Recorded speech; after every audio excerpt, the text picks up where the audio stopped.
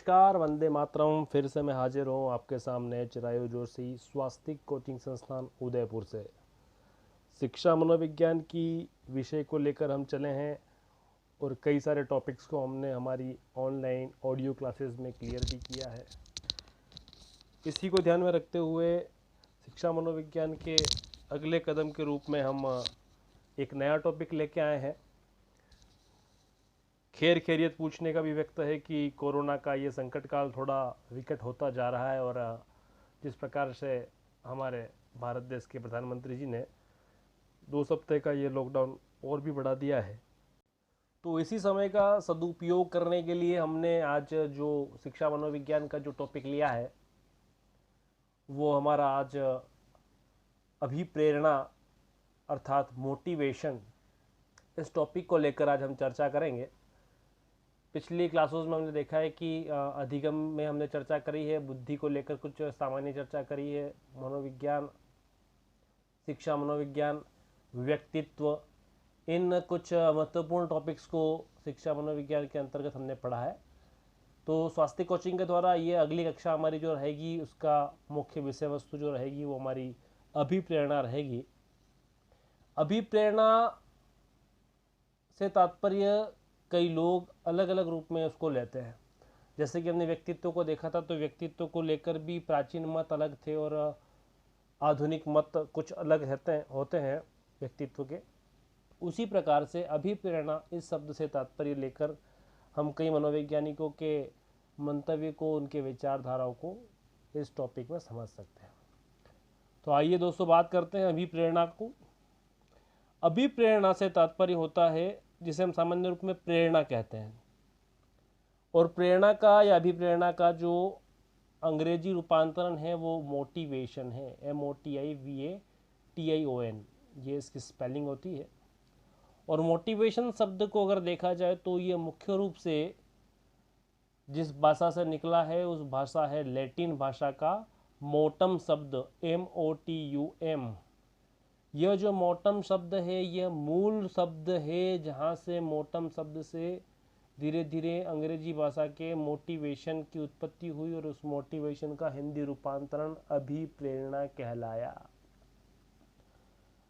मोटम शब्द से तात्पर्य अगर लें जो लैटिन भाषा का है, हमने अभी देखा था, उस मोटम शब्द से जो तात्पर्य है उसका अर्थ होता है गति प्रदान करना। मोटम शब्द से तात्पर्य हुआ गति प्रदान करना। गति अर्थात किसके लिए? गति अर्थात कार्य की गति, गति अर्थात उद्देश्य की प्राप्ति की गति। ये जो सब चीजें हैं वो मूल शब्द से निकली है, वो मोटम शब्द है। इसी मोटम शब्द से अगर दूसरा शब्दों का निर्माण हम देखा जाए तो मोशन शब्द भी निकला है। मोशन का मतलब होता है हलचल या उसमें भी गति प्रदान होना। जैसे हम देखते हैं कि स्लो मोशन या मोटर जो शब्द बना है, मोटर में भी अर्थात जो गति देता है, पानी को आगे बढ़ाता है, वो मोटर शब्द भी इस मोटम से निकला है। तो मुख्य रूप से मोटम शब्द से तात्पर्य हुआ गति प्रदान करना। इस शब्द को समझते हुए हम आगे बढ़ते हैं और अभिप्रेरणा का वस्तु स्थिति जो इसका अर्थ निकल के आएगा, उससे तात्पर्य जो बनेगा, उसका अभिप्राय जो बनेगा, अभिप्रेरणा से तात्पर्य होगा जिसके द्वारा कार्य प्रारंभ करके उसे निरंतर रखकर उद्देश्य तक पहुंचाने का जो कार्य करता है उसे अभिप्रेरणा कहते हैं। इस मेरी परिभाषा को समझने का प्रयास कीजिए कि अभिप्रेरणा से तात्पर्य हुआ जिसके द्वारा, अर्थात वो वस्तु या वो तत्व जिसके द्वारा क्या होता है, कार्य का प्रारंभ होता है, जिसके द्वारा उस कार्य को प्रारंभ करके उस कार्य को निरंतरता रखी जाती है और उसी निरंतरता के साथ साथ उस कार्य के उद्देश्य तक पहुंचाने का जो कार्य करता है वह अभिप्रेरणा कहलाता है। आपने शब्द सुन रखा है प्रेरणा या मोटिवेशन। हम कई जगह जाते हैं, मोटिवेशन स्पीच सुनते हैं और मोटिवेशन स्पीच सुनने के बाद हमको कोई नए कार्य करने की, नई किसी कार्य को निजात करने की, उत्पत्ति करने की, हमारे अंदर जो एक चेष्टा, हमारे अंदर जो एक गति, हमारे अंदर जो एक जोश उत्पन्न होता है या जो एक बल आता है या जो उत्साह आता है या जिसे हम कह सकते हैं जो एक जुनून पैदा होता है, वह जुनून ही अभिप्रेरणा कहलाता है। तो इसका शाब्दिक अर्थ हम सामान्य रूप में लेंगे किसी कार्य को करने के लिए जो उत्साह, जो गति, जो जोश या जो बल जिससे उत्पन्न होता है वही अभिप्रेरणा है। आप में भी किसी कार्य को करने का कभी कोई जुनून आया होगा, और जो जुनून जो आता है वो जुनून जिससे आया है वो अभिप्रेरणा है। आपने कोई कार्य ऐसा किया होगा जो आपको किसी व्यक्ति के कहने पर या किसी व्यक्ति के देखने पर या उसके द्वारा वैसा का वैसा करने पर या उसका अनुकरण करने के लिए आपको जो अंदर से या बाहर से अभिप्रेरित करता है वही अभिप्रेरणा कहलाता है। तो जो जुनून शब्द हमने पकड़ा है, जुनून से तात्पर्य हुआ कि आपके अंदर एक जो उत्साह भर जाता है, आपके अंदर एक जुनून आ जाता है कि मुझे इस कार्य को कैसे भी करके करना है। और कई बार हम देखते हैं कि हम एक ही कार्य के अंदर कई बार हार जाते हैं, फिर भी उस कार्य को करने का जो जुनून हमारे में रहता है और अंत में जाकर हम सफलता प्राप्त करते हैं। वही सफलता जिससे हमको मिली है, उसके पीछे जो बैकबोन बना था, जो मेरुदंड बना था, जो रीढ़ की हड्डी बना था, वह हमारा अभिप्रेरणा कहलाता है। तो शिक्षा मनोविज्ञान अभिप्रेरणा को लेकर बहुत ही अच्छी बात बताता है। शिक्षा मनोविज्ञान कहता है कि अभिप्रेरणा के द्वारा ही व्यक्ति किसी कार्य को प्रारंभ करने की सोच रखता है, यानी कार्य का प्रारंभ भी अभिप्रेरणा ही करवा रही है। और कार्य का प्रारंभ कराने के बाद उस कार्य में निरंतरता रखना, निरंतरता का मतलब उसको अनवरत जारी रखना। कई बार क्या होता है, हम कार्य प्रारंभ तो कर लेते हैं, लेकिन जो शुरुआत का जोश, जो शुरुआत का जुनून है वो कुछ टाइम रहता है और फिर हम उस काम को ठंडा छोड़ देते हैं और बीच में छोड़ के निकल जाते हैं। लेकिन अगर आपको टाइम से टाइम बीच में अगर आपको अभिप्रेरणा मिलती रही, या जो एक एनर्जी का काम जो करता रहा, आपको जो जोश दिलाता रहा, जो कार्य कर रहा है, इस कार्य को करने वाला आपका अभिप्रेरणा ही कहलाता है। यानी कि कोई व्यक्ति भी हो सकता है, कोई विषय वस्तु भी हो सकती है, कुछ भी हो सकता है जो आपके अंदर एक उत्साह पैदा करके रखे, उसे निरंतर बनाए रखे और अंत में उस कार्य के उद्देश्य तक पहुंचाने का कार्य भी उस अभिप्रेरणा का ही रहता है, अर्थात उस मोटिवेशन का ही रहता है। तो यहाँ हमने जो बात करी उसमें अभिप्रेरणा को लेकर बहुत ही शाब्दिक अर्थों में समझा। अभिप्रेरणा एक जोश, उत्साह, गति प्रदान करने का कार्य है जिसके द्वारा बल उत्पन्न होता है और वही बल कार्य में निरंतरता रखता है, कार्य को उद्देश्य तक पहुंचाने का कार्य करता है। तो अभिप्रेरणा को लेकर हम यहाँ पे चर्चा जो करें उसके अंदर हम देख सकते हैं कि इस अभिप्रेरणा को लेकर कई अलग अलग मनोवैज्ञानिकों ने अपनी अपनी परिभाषाएं प्रस्तुत की है और साथ ही सभी प्रेरणा को लेकर इसके प्रकारों को भी दर्शाया, जो भी आज की कक्षा में हम देखेंगे। अभिप्रेरणा में बताया कि अभिप्रेरणा भी दो प्रकार की होती है, एक आंतरिक अभिप्रेरणा भी हो सकती है और एक बाह्य अभिप्रेरणा भी हो सकती है। इसकी चर्चा हम परिभाषाओं को समझने के बाद कर सकते हैं।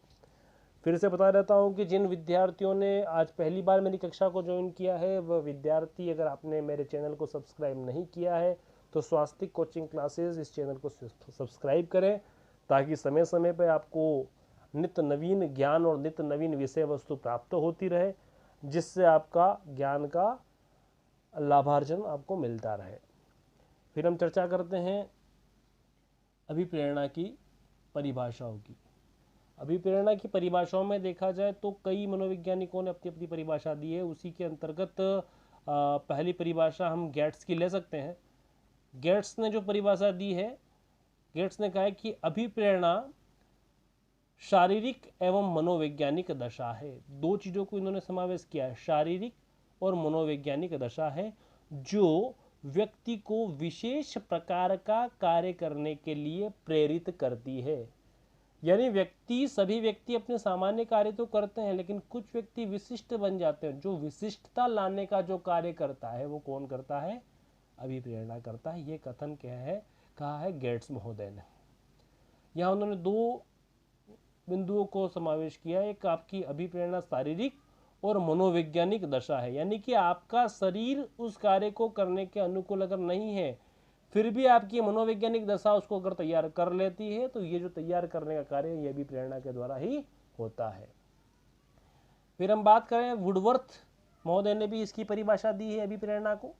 अभिप्रेरणा को लेकर उन्होंने कहा है कि अभिप्रेरणा वह दशा है जो निश्चित उद्देश्य के प्रति कार्य करती है। छोटी सी परिभाषा में एक सारगर्भिक अर्थ को उन्होंने स्पष्ट किया। उन्होंने कहा है कि अभिप्रेरणा वह दशा है जो निश्चित उद्देश्य के प्रति, यानी कि आपका एक लक्ष्य निर्धारित है और वो लक्ष्य प्राप्त करने के लिए, उस कार्य को करने के लिए, उस कार्य तक पहुंचने के लिए आपके उद्देश्य के प्रति कार्य करती है। यानी कि आपको ये न केन प्रकारेण उस उद्देश्य तक पहुंचाने का जो कार्य है वो अभिप्रेरणा के द्वारा ही होता है।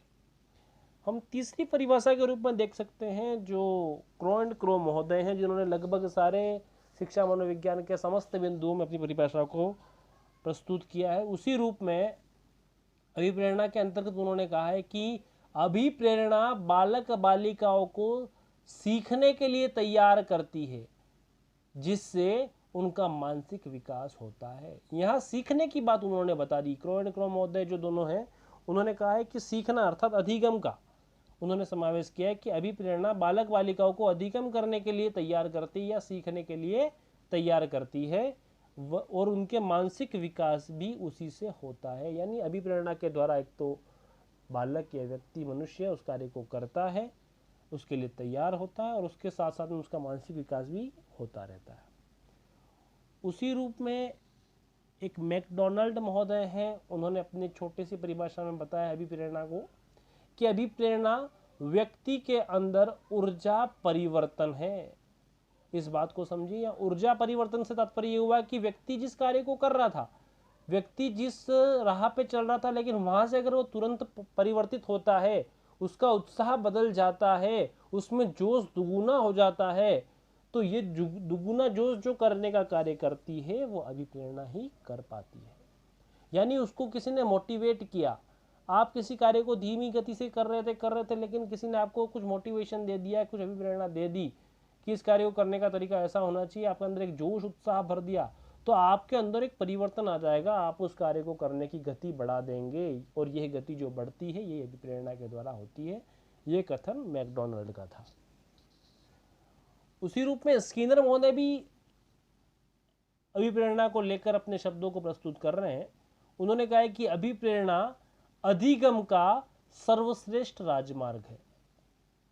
बहुत तकनीकी रूप से समझें तो 1 मिनट में हमको समझ में आ जाएगी कि अभिप्रेरणा अधिगम का सर्वश्रेष्ठ राजमार्ग है। अधिगम का तात्पर्य आपको पता ही, हमने पिछली कक्षा में देखा है अधिगम को, कि अधिगम से तात्पर्य सीखना या सिखाना है। तो यहाँ जब अधिगम की बात कर रहे हैं तो अधिगम आपको कुछ करना है, कुछ चीज या किसी कार्य को सीखना है। अगर उसको सीखने के लिए आपको अगर कोई राजमार्ग या कोई एक राह या कोई एक दिशा आपको जो प्रदान करेगा, वो कौन करेगा? अभिप्रेरणा ही करेगा। आपको पहले मोटिवेशन मिलेगा, तभी आप उस कार्य को सीखने के लिए तत्पर होंगे। इसी रूप में क्रेंच एंड क्रेंच, इनका पूरा नाम क्रेंच एंड कैनफील्ड महोदय है, इन्होंने कहा है कि अभिप्रेरणा हमारे क्यों का जवाब देती है।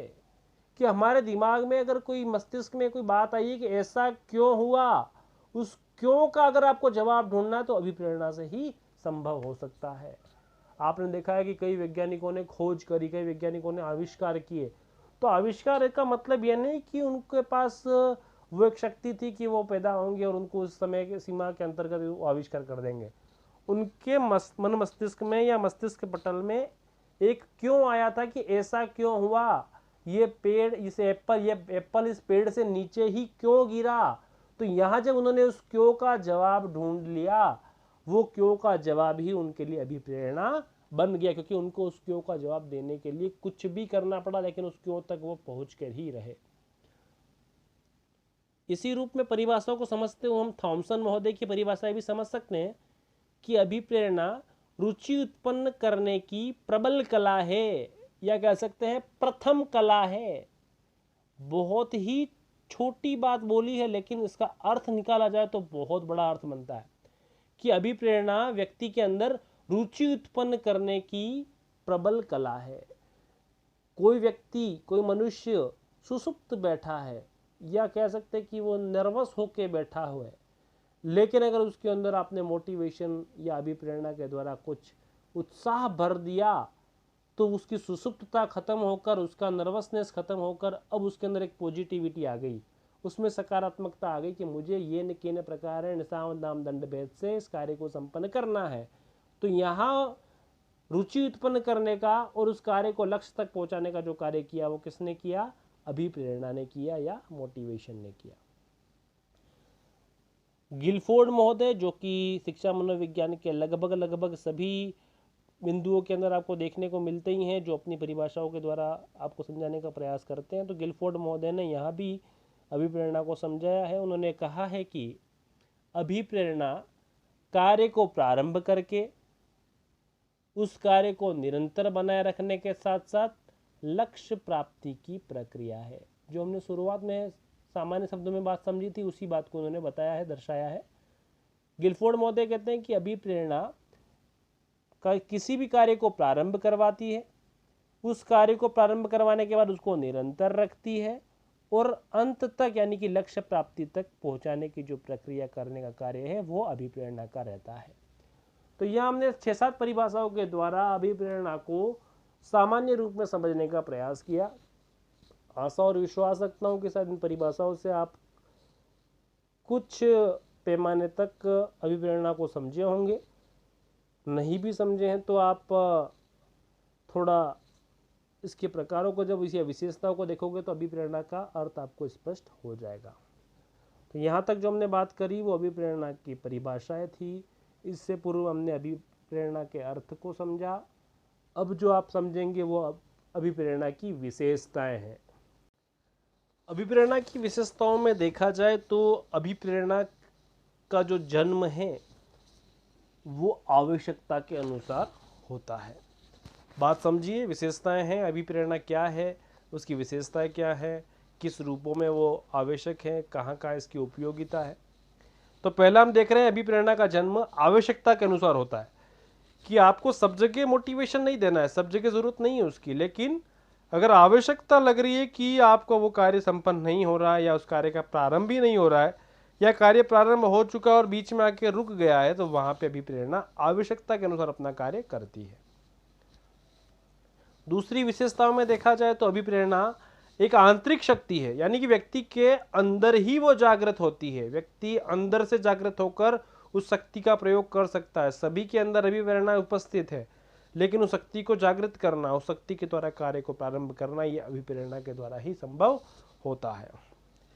फिर हम विशेषताओं में देखें तो अभिप्रेरणा एक गत्यात्मक प्रक्रिया, गत्यात्मक से तात्पर्य है गति प्रदान करने वाली प्रक्रिया है। यानी कार्य प्रारंभ हो चुका है, उसको आगे बढ़ाना है तो वहां अभिप्रेरणा का प्रयोग करना ही पड़ेगा, मोटिवेशन आपको लेना ही पड़ेगा, उससे जुड़ी हुई बातों का आपको समावेश करना ही पड़ेगा। यानी कि गत्यात्मक प्रक्रिया के रूप में कार्य करती है।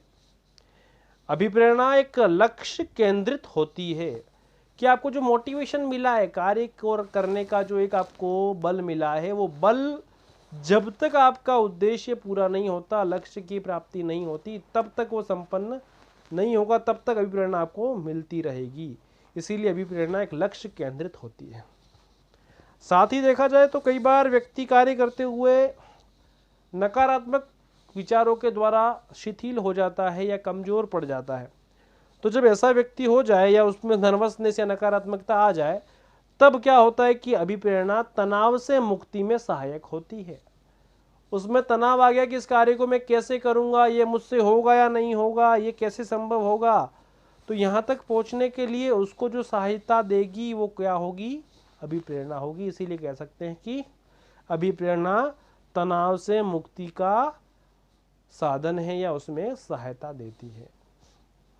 साथ ही अभिप्रेरणा मानसिक विकास में भी सहायक है, यानी कि आपका मेंटल लेवल अप करना है, मेंटल लेवल या मानसिक विकास को बढ़ाना है, तो उसमें आपका अभिप्रेरणा ही सहयोग प्रदान करती है। साथ ही अभिप्रेरणा अधिगम का आधार है, जो कि हमने स्किनर महोदय की परिभाषा में भी देखा था कि अभिप्रेरणा के द्वारा अधिगम को एक आधार मिलता है, यानी कि आप कुछ सीख रहे हो, उस सीखने का जो आधार बनेगा वो आधार क्या होगा, आपका अभिप्रेरणा द्वारा ही निर्मित होता है। क्यों? क्योंकि आपको पता है कि मुझे क्या सीखना है, क्या मेरे लिए सही है, इसके लिए भी आपको अभिप्रेरणा की आवश्यकता होती है। और जब ये क्लियर हो गया, ये स्पष्ट हो गया कि मुझे यही कार्य करना है, तो यही कार्य करने के लिए वहां तक जो आपको लेकर आया वो आपका अभिप्रेरणा के द्वारा ही संभव हुआ है। साथ ही देखें तो अभिप्रेरणा रुचि उत्पन्न करने में सहायक है, कि कोई भी व्यक्ति है उसके अंदर कोई इंटरेस्ट अगर किसी काम में नहीं है, तो उसके अंदर जो रुचि उत्पन्न करने का कार्य भी अभिप्रेरणा के द्वारा ही संभव होता है। और जैसे कि मैं देख रहा था कि मेरी पिछली कक्षाओं में कुछ विद्यार्थियों ने कहा था कि सर इसको हम स्पीकर मोड में सुने या ईयरफोन मोड पे सुने, तो मैं सभी बालकों से यही कहूँगा कि इसको ईयरफोन में सुनना आपके लिए बेहतर रहेगा, ताकि आपको ऑडियो क्लासेस पे एक ध्यान आकर्षण रहेगा, जिससे आपकी कक्षाएँ आपके लिए लाभकारी रहेगी। इसको लाउड स्पीकर पे आप सुनते हैं तो आवाज़ फट सकती है या बिखर सकती है, उससे आपका ध्यान आकर्षण या एक जगह एकत्र नहीं होगा। फिर हम बात करते हैं अभिप्रेरणा की विशेषताओं के अंतर्गत। अभिप्रेरणा कार्य में निरंतरता रखती है, यानी कार्य प्रारंभ तो हो गया, उसको निरंतर मानेगा, कार्य भी आपकी अभिप्रेरणा ही कर रही है। अभिप्रेरणा कह सकते हैं कि सोरेनसन महोदय थे, उन्होंने कहा था कि अधिगम का एक स्वर्णिम पथ भी कह सकते हैं। सोरेनसन महोदय ने कहा है कि अभिप्रेरणा अधिगम का स्वर्णिम पथ है। स्वर्णिम पथ का मतलब है कि अगर आपको अधिगम करना है, कोई भी कार्य सीखना है, तो वो अभिप्रेरणा पहले आपको मिलनी आवश्यक है। साथ ही हम देखें, अभिप्रेरणा नकारात्मक और सकारात्मक दोनों ही रूपों में हो सकती है, यानी कि नेगेटिविटी में भी आपको मोटिवेशन मिल सकता है या पॉजिटिविटी में भी मिल सकता है। अर्थात आपको किसी कार्य को नहीं करना है तो क्यों नहीं करना है, उसकी नेगेटिविटी भी अभिप्रेरणा द्वारा ही होगी, और आप कोई कार्य कर रहे हो तो उसको क्यों करना है, ये भी आपकी पॉजिटिविटी भी आपको अभिप्रेरणा के द्वारा ही मिलेगी। कई कार्य आपको करना है और उससे हमको रोकना है, तो आपको रोकने के लिए भी आपको उसको मोटिवेशन देना पड़ेगा, क्योंकि अगर वो कार्य गलत है या सही नहीं हो रहा है या आपने गलत तरीके से उस कार्य को किया है, तो वहाँ आपको रोकने का कार्य भी मोटिवेशन से ही आपको रोका जा सकता है। साथ ही देखा जाए तो अभिप्रेरणा आंतरिक और बाह्य दोनों होती है। पहले भी हमने देखा है इसको कि आंतरिक अभिप्रेरणा भी है और बाह्य भी है। आंतरिक से मतलब आप अपने अंदर अपनी रुचि के द्वारा जो कार्य कर रहे हैं और स्वयं से प्रेरित होकर कर रहे हैं, वो आपकी आंतरिक अभिप्रेरणा है। और जो आप कार्य आपने बाहरी दबाव, बाहरी तत्व, बाहरी घटक या बाहरी तत्वों से किया है, वो आपकी बाह्य अभिप्रेरणा कहलाती है। इसी प्रकार अभिप्रेरणा को लेकर बहुत सारी विशेषताओं को हम समझ सकते हैं कि अभिप्रेरणा आदत निर्माण में सहायक है, अभिप्रेरणा व्यक्तित्व का निर्माण करती है, अभिप्रेरणा आपका बौद्धिक विकास भी करती है, यानी कि आपके आईक्यू लेवल का अपग्रेड करना है कि आप एक निश्चित सीमा तक ही सोच रहे हैं, लेकिन वहाँ से आपके बौद्धिक विकास को अगर करने में मोटिवेशन जरूरी है, और मोटिवेशन आपको समय समय मिलता रहेगा तो आपका बौद्धिक विकास भी होता रहेगा। साथ ही अभिरुचि में सहायता देती है, अभिवृत्ति में सहायक होती है, अभिक्षमता यानी कि आपकी जो कैपेसिटी, योग्यता है, उसको बढ़ाती है, स्मृति स्तर का विकास भी अभिप्रेरणा से द्वारा होता है।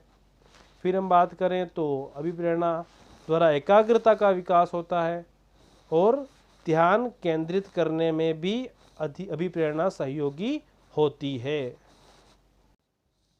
तो इस प्रकार से अभिप्रेरणा की विशेषताओं में इन निम्न बिंदुओं के द्वारा अभिप्रेरणा की उपयोगिता, विशेषताओं को समझा गया। फिर हम बात करें अभिप्रेरणा के प्रकारों की, यानी कि मोटिवेशन के टाइप्स, यानी कि उसके प्रकार कितने हो सकते हैं। तो अभिप्रेरणा को मुख्य रूप से हम दो प्रकारों में बांट सकते हैं, एक आपकी आंतरिक अभिप्रेरणा, दूसरी आपकी बाह्य अभिप्रेरणा। यहाँ अभिप्रेरणा को लेकर दो प्रकार हमने देखे हैं जो सामान्य रूप से देखने को मिलते हैं, और इन दोनों के अर्थों को हम समझे तो पहला जो आंतरिक अभिप्रेरणा है, आंतरिक अभिप्रेरणा से तात्पर्य हुआ कि बालक के स्वतः उत्पन्न होने वाली जो अभिप्रेरणा होगी वो आपकी आंतरिक अभिप्रेरणा कहलाती है। या व्यक्ति में जो स्वतः अभिप्रेरणा उत्पन्न होती है कि मुझे ये करना है, जो जुनून अपने आप पैदा हुआ। आपने देखा है कि कई बालक, कई व्यक्ति खुद से ही किसी कार्य का निजात करते हैं या उसको अंतिम सीमा तक पहुंचाते हैं, तो उसका जो कारण बनता है उनकी आंतरिक अभिप्रेरणा कि मुझे इसको कैसे भी करके करना है, मुझे इस क्षेत्र में जाना है, मुझे ये खेल खेलना है, या मुझे इस फील्ड में आगे बढ़ना है। तो जो अंदर की अभिप्रेरणा है, वो अंदर की प्रेरणा आपकी क्या कहलाएगी, आंतरिक अभिप्रेरणा कहलाती है, जो बालक या व्यक्ति के मन में अपने आप ही अंत ही उजागृत होती है। फिर हम देखें कि अभी आंतरिक अभिप्रेरणा क्या होती है। इससे क्या होता है कि व्यक्ति अपनी इच्छा से कार्य करता है, यानी कि उसके अंदर वो मोटिवेशन आया कि मुझे ये सब्जेक्ट ही पढ़ना है, मुझे ये कार्य ही करना है, मुझे आरएस की तैयारी ही करनी है। इस तरह की जो बातें देखते हैं या सुनते हैं, समझते हैं, तो ये व्यक्ति के या बालक के मन के अंदर की इच्छा होती है। साथ ही व्यक्ति को कार्य करवाने के लिए जब आंतरिक अभिप्रेरणा जागृत हो जाती है तो उस पर बाह्य अभिप्रेरणा का या बाह्य वातावरण का कोई दबाव नहीं रहता। क्यों? क्योंकि व्यक्ति या बालक के अंदर से इच्छा जागृत हुई कि मुझे इसी कार्य को करना है और कैसे भी करके उसका कार्य तक पहुंच जाता है, तो ये उस पर बाह्य दबाव कुछ भी कार्य करना प्रारंभ नहीं कर सकता। साथ ही आंतरिक अभिप्रेरणा के अंतर्गत जो लक्ष्य होता है वो एक उच्च स्तर का होता है, हाई लेवल का होता है। जितने भी आपने देखा होगा, अगर आप देख सके तो आईएएस आईपीएस के जब भी हम इंटरव्यूज वगैरह सुनते हैं तो उनका जो लक्ष्य होता है वो बहुत अपर लेवल का होता है। तो इसके पीछे जो अभिप्रेरणा ने कार्य किया है वो बहुत उनके आंतरिक अभिप्रेरणा ही थी, उनके अंदर का मोटिवेशन ही था, इंटीरियर जो था उसी के द्वारा उनके लक्ष्य तक वो पहुंचे हैं। तो जब भी आंतरिक अभिप्रेरणा जागृत होगी इसका मतलब उसका लक्ष्य हमेशा बड़ा ही होगा, छोटी छोटी चीज़ों के लिए आपकी आंतरिक अभिप्रेरणा जागृत नहीं होगी। साथ ही देखें तो जब आंतरिक अभिप्रेरणा से बालक कार्य करता है तो उसको कार्य में आनंद भी आता है। क्यों? क्योंकि वो अपने मन से उस कार्य को कर रहा है और जो कार्य मन से होगा उसमें रुचि रहेगी ही रहेगी। तो जब रुचि रहेगी इसका मतलब है कि वो उसको बड़े आनंद से करेगा। तो आंतरिक अभिप्रेरणा से जो कार्य करेगा उसमें निश्चित रूप से व्यक्ति या बालक कार्य में आनंद के साथ उस कार्य को करता है।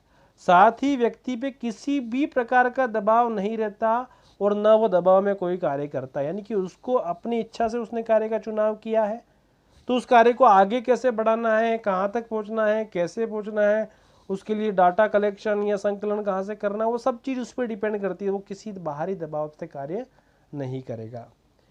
तो हम देख सकते हैं कि आंतरिक अभिप्रेरणा के अंतर्गत जो उसके स्रोत रहेंगे, जो उसके सोर्सेज हैं वो निम्न हो सकते हैं कि उसने आंतरिक अभिप्रेरणा क्यों पैदा हुई। तो उसके स्रोत में हम देख सकते हैं या तो उसको किसी आवश्यकता उसको लगी कि इतना सब कुछ उसने कुछ देख लिया लेकिन उसको एक कमी अगर लग रही तो वहाँ पे उसको आवश्यकता लगती है, तब उसके अंदर की जो आंतरिक अभिप्रेरणा वो जागृत हो जाती है। या हम उसको और सरल शब्दों में समझें कि अंदर से जो एक आपका अंदर का जो जानवर जाग जाता है, अगर हम सरल शब्दों में समझने की कोशिश करें तो अंदर से जो जानवर जाग जाता है कि मुझे इस कार्य को करना ही है क्योंकि उसने कोई कमी देखी है। कई बार हम देखते हैं कि कोई बालक गरीब परिवार में पला बड़ा है और कभी उसके साथ में कोई ऐसी दुर्घटना असंगत घट गई है तो उसके दिमाग में वो चीज़ बैठ जाती है कि मेरे साथ ऐसा हुआ, मुझे उस समय चिकित्सक नहीं मिली या चिकित्सा परामर्श नहीं मिला या डॉक्टर तक मुझे नहीं पहुंचाया गया या हमारे पास पैसे नहीं थे, तो वहाँ उसकी आंतरिक विवरण है कि मुझे बहुत सारा पैसा कमाना है या डॉक्टर बनना है। तो यहाँ उसको एक आवश्यकता लगी, तो वो आवश्यकता एक सोर्स बन गई, एक स्रोत बन गई उसके अंदर की प्रेरणा को जागृत करने का। या हम देख सकते हैं कि स्व प्रतिस्पर्धा यानी खुद से ही कंपटीशन करने के लिए व्यक्ति आंतरिक अभिप्रेरणा का कार्य करता है। कई बार हम देखते हैं कि कोई खिलाड़ी अपने रिकॉर्ड तोड़ रहा है तो उसको अंदर से मोटिवेशन मिल रहा है कि मुझे अपने ही रिकॉर्ड्स तोड़ने हैं, तो ये भी उसकी एक स्व प्रतिस्पर्धा भी उसका एक स्रोत बनता है। या स्व पुनर्बलन भी हो सकता है कि उससे कोई कार्य पहले उतना सही नहीं हुआ है, उसको और अच्छा बनाना है तो उसके लिए भी वो कार्य कर सकता है। या उसको खुद को अंदर से एक पुनर्बलन मिलता है कि नहीं मैंने अच्छा किया है, जो उसको सम्मान मिला उस सम्मान को और बढ़ाने के लिए वो कार्य कर सकता है या प्रणोदन के द्वारा कर सकता है। तो इस तरह से कई स्रोत हैं जो आंतरिक अभिप्रेरणा से कार्य करवाते हैं, व्यक्ति या बालक के अंदर आंतरिक अभिप्रेरणा को उत्पन्न करते हैं। फिर दूसरा जो अभिप्रेरणा का प्रकार हम समझ सकते हैं वो बाह्य अभिप्रेरणा है। बाह्य अभिप्रेरणा से तात्पर्य हुआ कि व्यक्ति किसी बाह्य घटक के प्रभाव से या बाह्य तत्व के दबाव से कोई कार्य करता है तो वह बाह्य अभिप्रेरणा होता है, बाह्य अभिप्रेरणा के द्वारा संपन्न होता है। यानी अब व्यक्ति मन से तो कार्य कर नहीं रहा है, उसके ऊपर एक बाहरी दबाव है कि तुमको ये कार्य करना ही है, तुमको ये सब्जेक्ट पढ़ना ही है, तुमको इस क्षेत्र में आगे बढ़ना ही है, तो अब उसके ऊपर एक बाहरी दबाव है। कई बार हम देखते हैं कि पेरेंट्स एक ज़बरदस्ती बालक में इंटरेस्ट नहीं है फिर भी उसको वो कार्य दे देते हैं या उसको उस फील्ड में डाल देते हैं कि तुम्हें इंजीनियरिंग करनी है या MBBS करना है, तो वहाँ बालक की रुचि नहीं थी फिर भी उस पर एक बाहरी दबाव था कि मुझे अपने पेरेंट्स की बात को रखने के लिए उस कार्य को करना है। उस कार्य को कर भी लेगा और लक्ष्य तक पहुंच भी जाएगा, लेकिन कमी क्या रहेगी कि जो वो कार्य कर रहा है उसके अंदर उतनी रुचि नहीं होगी जितनी आंतरिक अभिप्रेरणा से मिली थी। इसका मतलब ये हुआ कि यहाँ पर जो लक्ष्य होगा वो या तो निम्न स्तर का होगा कि मुझे कुछ करना है इसलिए बाहरी दबाव है इसलिए मुझे करना है, कि घर की आवश्यक परिस्थिति ऐसी है कि मुझे पढ़ाई छोड़ के कुछ इनकम सोर्स के लिए मुझे कोई कार्य करना है, तो वहाँ पे एक बाहरी दबाव है, बाहरी परिस्थिति उस वजह से उस कार्य को उसको करना पड़ रहा है। उसको पढ़ने में इंटरेस्ट था लेकिन उसने पढ़ाई छोड़ दी क्योंकि उसके ऊपर घर की जिम्मेदारी बढ़ गई। तो यहाँ पे बाहरी दबाव या बाहरी परिस्थिति के कारण वो कार्य संपन्न हुआ। तो जब बाहरी परिस्थिति या बाहरी अभिप्रेरणा से जो कार्य होगा वो निश्चित रूप से छोटे लक्ष्य का होगा या लक्ष्य उसका निम्न स्तर का होगा। साथ साथ में उस कार्य में निरंतरता भी नहीं रहेगी, यानी उस कार्य की लक्ष्य तक पहुंचने में उसको कई जगह रुकावटें आएगी क्योंकि उसको इंटरेस्ट नहीं है, उसकी समस्या का समाधान वो जल्दी नहीं खोजेगा। तो यहाँ रुक रुक के वो कार्य को करेगा जो उसने बाह्य अभिप्रेरणा से किया है। कई बार हम जब मैं महाविद्यालय में शिक्षा महाविद्यालय में पढ़ाता हूँ तो बालक से पूछता हूँ कि बीएड क्यों कर रहे हैं, तो पिताजी की इच्छा थी या भाई ने कर ली थी या पड़ोसी ने कर रखी थी, उसको जो नौकरी मिली इसलिए मुझे कराया गया। तो इस तरह से उस पर एक बाह्य दबाव बना के ज़बरदस्ती बीएड या एसटीसी करवाई जा रही। तो यहाँ जो उसको अभिप्रेरणा मिली है तो उसको बाह्य अभिप्रेरणा से द्वारा उसका प्रशिक्षण कार्य में डाला गया है।